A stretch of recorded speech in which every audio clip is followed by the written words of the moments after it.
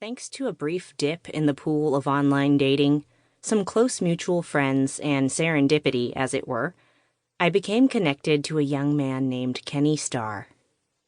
When I first saw his name appear on my computer screen, it took a moment for me to place him. Kenny Starr. This kid had been a senior when I was a freshman in high school. We had taken the same bus. He had a reputation.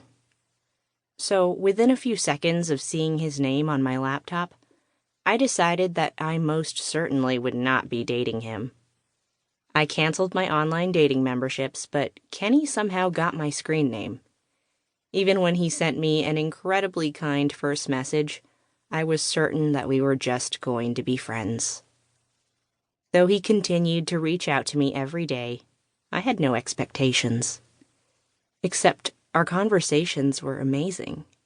Exciting, different, fun, familiar. We talked, moving from the computer screen to the phone. The first thing that I noticed was his beautiful voice, which I still cannot describe in words. But I think that's what first made me start to fall in love with him. In those early days, we talked about our lives and shared secrets, and the minutes turned into hours as we talked through the night and into the morning. Until one day, I had to cut our conversation short. I had an appointment.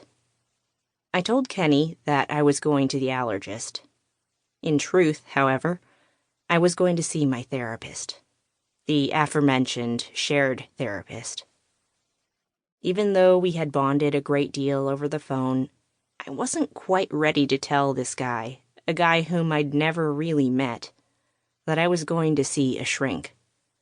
I was 20 years old and not quite comfortable talking about mental health issues, which, at the time for me, were limited to a mild case of anxiety and a few irrational fears thrown in, before a first date. And so I told him that we would talk after my allergy appointment, and I went to tell my therapist all about this new, exciting guy. After my appointment, anxious to go home and finish my conversation with my crush, I pulled out of the therapist's long driveway and cut off a black Volkswagen with my black Toyota. I looked up, and though it happened so quickly before we each sped away, I saw the face of my crush behind the wheel. Kenny Starr. I had cut off Kenny Starr while pulling out of the driveway to my therapist's office. Horror. I got a text message within a minute. "Was that you in the black Camry?" he asked. And so I did the noble, honest, admiral thing. I lied through my teeth. "Oh, really? That was you? That's so funny. Yeah, so after the allergist, I took the long way home and was turning around in a random driveway in Gladwin. So funny." "It is funny," he said earnestly and innocently.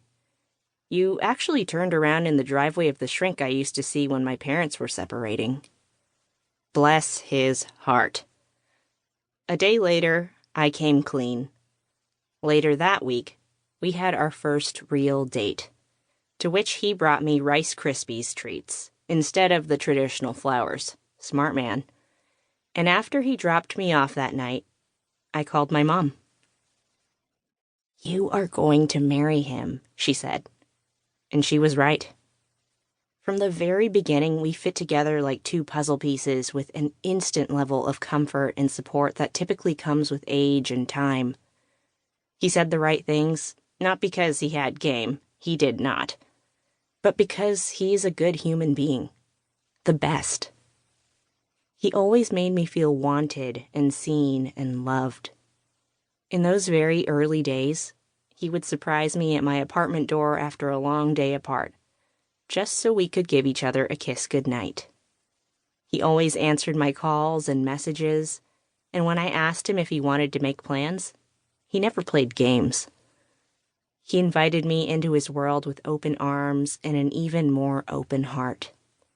And it should be noted that he kept my pantry stocked with an endless supply of Rice Krispies treats. The good fancy kind, too. A few months later.